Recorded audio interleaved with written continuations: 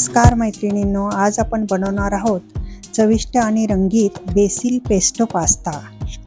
यासाठी आपण इथे 2 ग्लास पाणी उकळून घेतल्यानंतर त्यात 1 कप पास्ता 90% शिजवून घेतलेला आहे।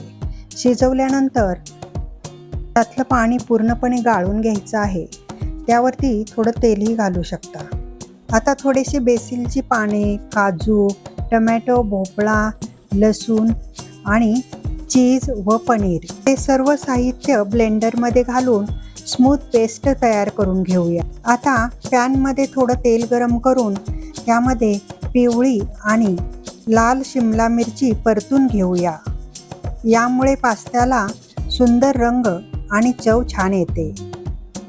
याला आपण 1 ते 2 मिनिटं चांगलं परतून घेऊया।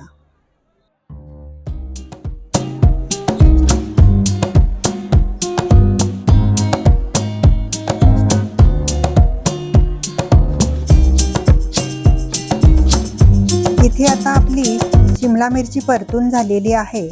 यामध्ये तयार केलेली बेसिलची पेस्ट घालूया आणि छान मिक्स करून घेऊया। इथे कन्सिस्टन्सी थोडी थिक वाटत असेल तर पास्ता शिजवलेलं थोडं पाणी घातलं तरी चालेल। आता हा सॉस आपला तयार आहे।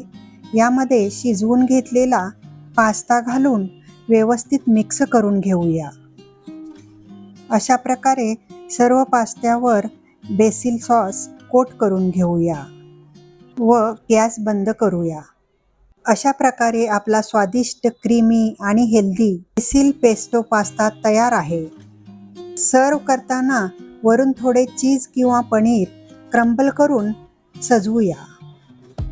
अशा प्रकारे आपला स्वादिष्ट, क्रीमी आणि हेल्दी बेसिल पेस्टो पास्ता तयार आहे। जर रेसिपी आवडली असेल तर लाईक करा, शेअर करा, चॅनलला सबस्क्राईब करायला विसरू नका। धन्यवाद।